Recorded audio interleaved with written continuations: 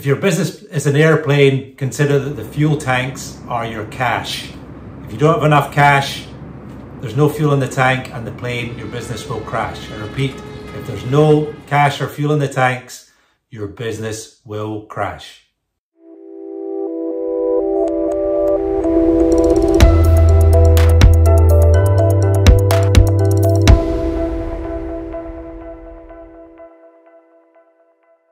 Welcome back to the Basics of Business channel, everybody. And I'm not going to claim credit for that analogy. That's from a guy, Donald Miller, who's an author, business author in the States, talking about cash flow and how important it is. And we've been on a series of videos of using a spreadsheet to give examples of financial control and how tracking, predicting, compare the 3 stages. And of all the things, when it comes to predicting, cash flow is arguably, it's the most basic, but it's the most important. Absolutely, yeah. I mean, you can be profitable and still run out of cash for for various reasons. And so I think making sure you're on top of what money's coming in, when it's coming in, what's going out, when it's going out, making sure that you are going to meet those payment deadlines and things, absolutely vital. And we've done a video with sort of the long-term business plan type thing of like the next 12 months profit and loss account, linking a cash flow to that so that you can see if there are dips and things. But the issue with those is they only look at the month end. So it's we did a 12-month P&L forecast, January to December. We then put in a cash flow and we could see that at the end of January, this much cash would be required at the end of February. But actually, things happen during the month. If you're employing people, your PAYE liability is due on the 22nd of the month, not the end of the month. So the 22nd of the month might be the cash low point that you should be tracking. And so what you find is that most people, accountants and CFOs and FDs, they'll be looking at a much shorter term. So traditionally, you see a sort of 13-week cash flow. So and certainly if you talk to banks and other accountants, a rolling 13-week cash flow is a fairly standard document. And, trying to predict what's going to happen in 12 months' time, nigh on impossible. Trying to predict what's happening in 13 weeks' time is still very difficult, depending on what your business is. But trying to predict what's going to happen in the next few days and weeks is a lot easier. Still not 100% accurate. You're still having to make assumptions about things, but keeping a track of what's going on in the next few weeks and a bit further, 13 weeks. If you are VAT registered, you have to account for VAT on a quarterly basis. So you'd want to know, oh, I've got money in the bank now, but in 13 weeks time, I've got to find X to pay my VAT. You're going to want to be able to plan for that. And it's a bit of a hard thing almost sometimes to get your head around, particularly maybe you've done your business plan and it's your first year in business, so the numbers look great, and the sales are going according to plan, but and they're not, we're talking about there of things that are predictable potentially in terms of wages, but then there are shocks to the business as well. And without this short-term cash flow, like for example, the helpful content update with Google, things I run a blog and I've seen other blogs lost 50-90% of their traffic within a week, just with a Google update. So beyond the things that are predictable, there's also shocks, and without this short-term view of the world, the business can go down pretty quickly. Yeah, absolutely. In the worst case scenario. Yeah, I mean, if something like that happened, if you've got your sales dry up for some reason, or one of your customers goes into liquidation themselves and you're not going to get paid, you're going to have that bad debt, then knowing what's got to be paid in the next few weeks will be vital, because you'll be able to know, what have I got to do? What have I got to juggle? I need to go and talk to my suppliers and negotiate better payment terms. I need to go to the bank and explain what's gone on, demonstrate that the business is still profitable, and try and get some support from them. So having that short-term view for those surprises is very important. And as I say, we've got we'll go through shortly a 13-week cash flow. Generally, when I do them, they're not really linked to anything. It's just a spreadsheet that you just fill in the numbers that you think are going to happen. Sometimes I can link it to other source documents, but generally you're looking and thinking, right, well, what is going to happen next week? Yeah, it can be that fluid that you do it. You just do it from just typing the numbers in, rather than it be some amazing financial model. Okay, so this spreadsheet, we'll put a link in the description. It's downloadable. Use it for your own business, etc. But we'll go into it now and show you practically how you can track over 13 weeks.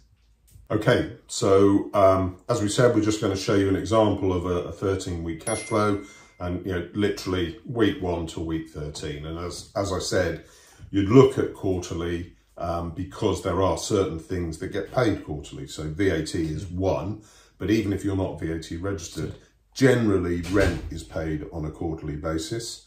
And so knowing again that, in 10 weeks time, I've got to find the rent, making sure you've got that set up here, it would help you plan for it. And as we said, it just means you can see where.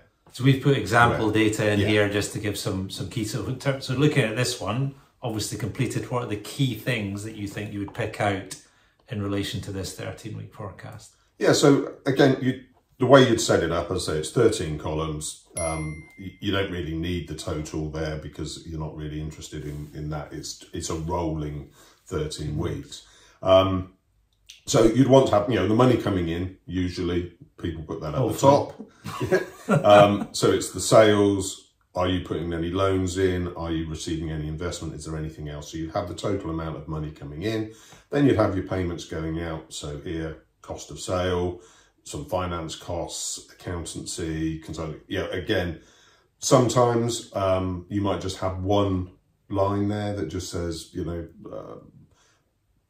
the sort of purchase ledger, and then you might have standing orders and direct debits. You might have capital expenditure, whatever, and just have don't have the breakdown here.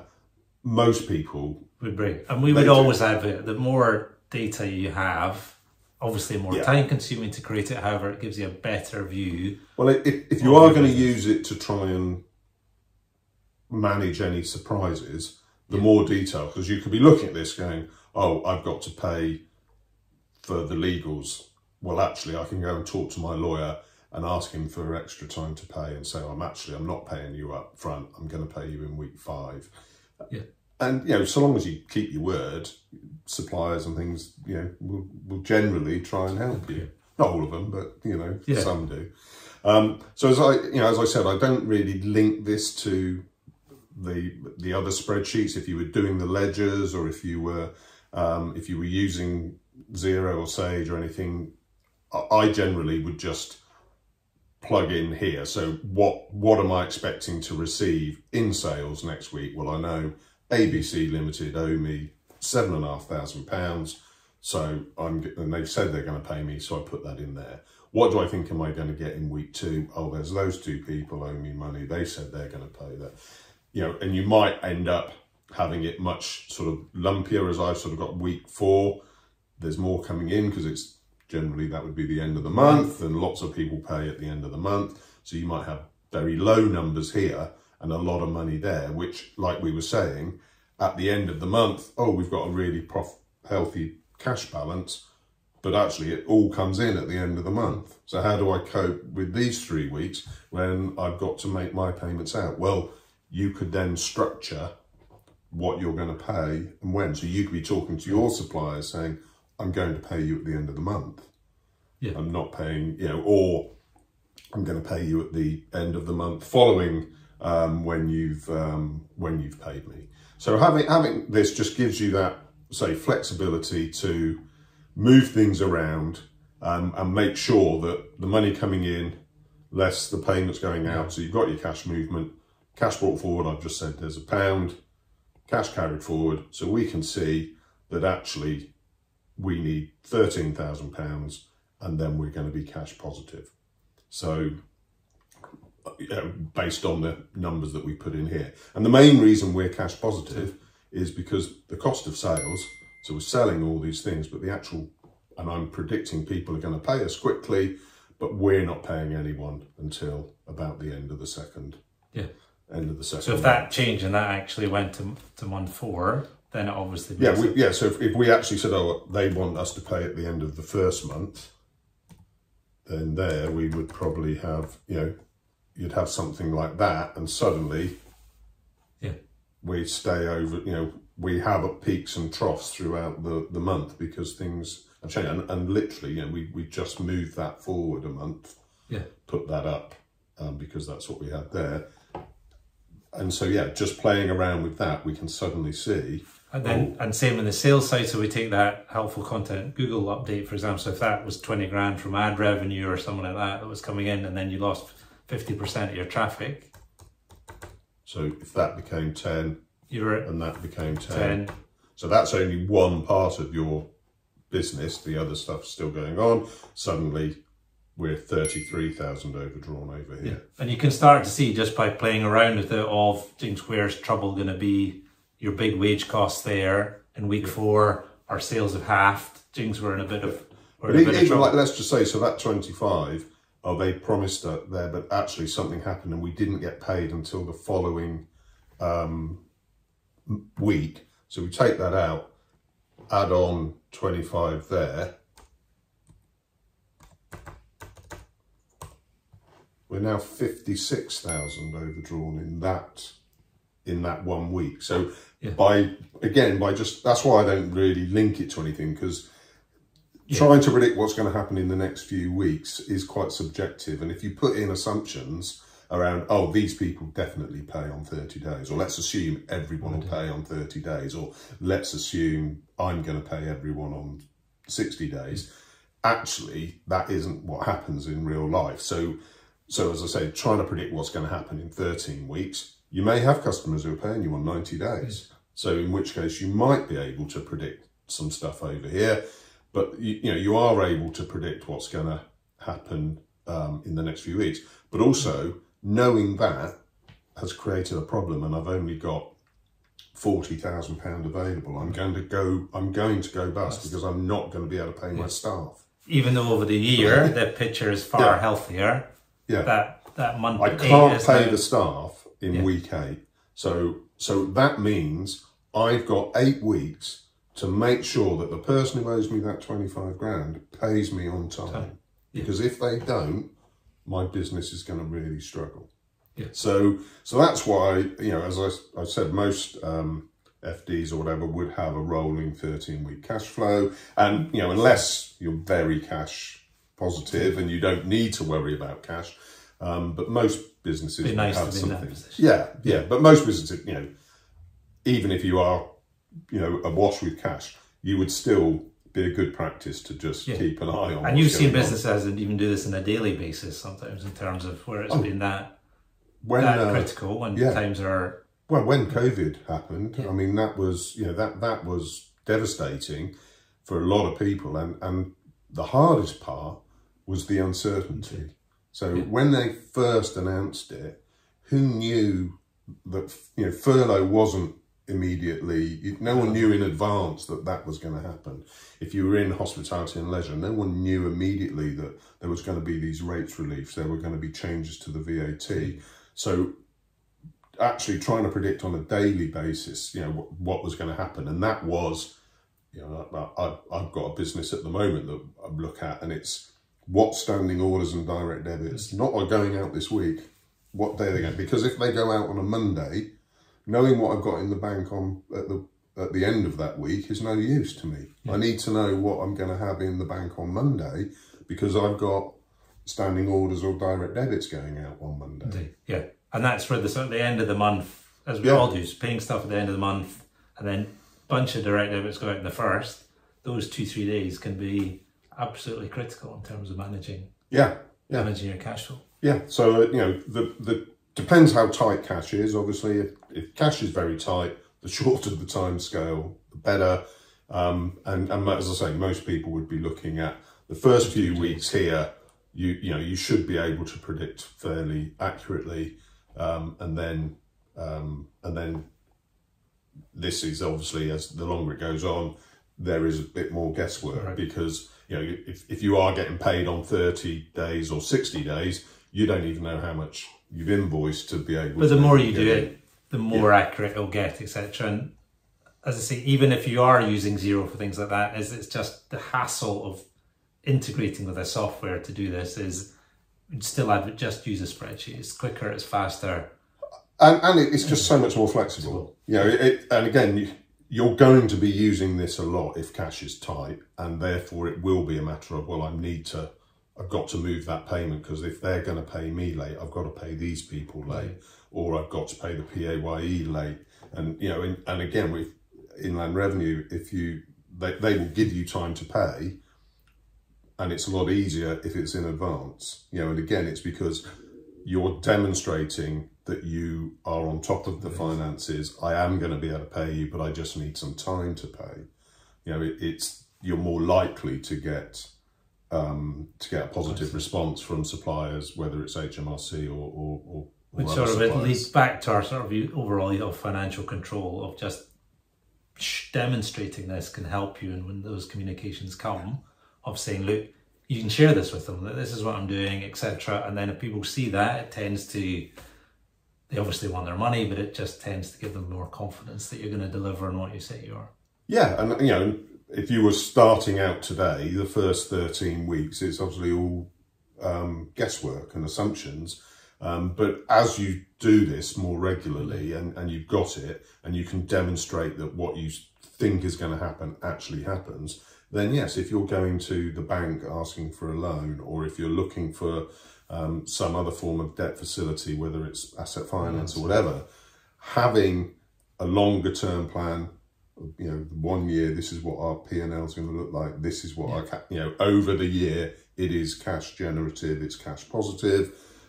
Actually, in the short term, this is the situation. I've got this hole because one of my customers is going to pay us late, or, you know, I'm spending a lot of money on a refurbishment, but I need to, you know, get that back over time. Having the short-term thing there and being able to show that you're on top of it will just give people confidence. Yeah. And in terms of using the spreadsheet there, like rows 18 to 42, you can just put in whatever makes sense for your business in there. Yeah, and then, yeah, the way I've set this up is I've sort of followed the P&L type of headings. And then at the bottom, what you've got to remember is there are things that are not in your profit and loss account. So when the capital repayment of any loan, any build refurbishment costs, if you pay dividends, in our example, we had a rent deposit. So again, that would go on the balance sheet. So the balance sheet items sort of come here. Well, I've just put them at the bottom. So you've got your total cash out. And one of the things I like to do, depending how many transactions there are, but actually is compare what actually happened last week to what I predicted. Because especially if they go, oh yeah, well, you then go, oh, I had that rent, I didn't pay that. So I'll push, you know, and that's why I said it's quarterly. I know I'm going to have to pay that next week, so I can just move it across into that week. So I would generally have a review of what actually happened, again, because it will help me predict in the future. And it's not difficult. This is not difficult. If you know your business, you know exactly what's coming in and out. As in spreadsheets, it's not a complicated spreadsheet, but just seeing stuff there can make such a difference of just visually seeing where the numbers are going to go. And even if you are in a bit of a bind cash-wise, seeing how you can move things around and have a plan can just settle you down and give you a bit of confidence to move forward, rather than sometimes we all do of, you see that big number there of, James, we're going to be bust in week 8, let's throw in the towel, is you can work to manage it. Absolutely. Yeah, absolutely. So, as I say, we'll put the link to the spreadsheet in the description below. Hope that's helpful. Let us know in the comments if there are any other aspects of short-term cash flow you'd like us to cover. As always, wish you every success with your business, and you know what to do with those boxes on the screen, and we'll see you over on another video shortly.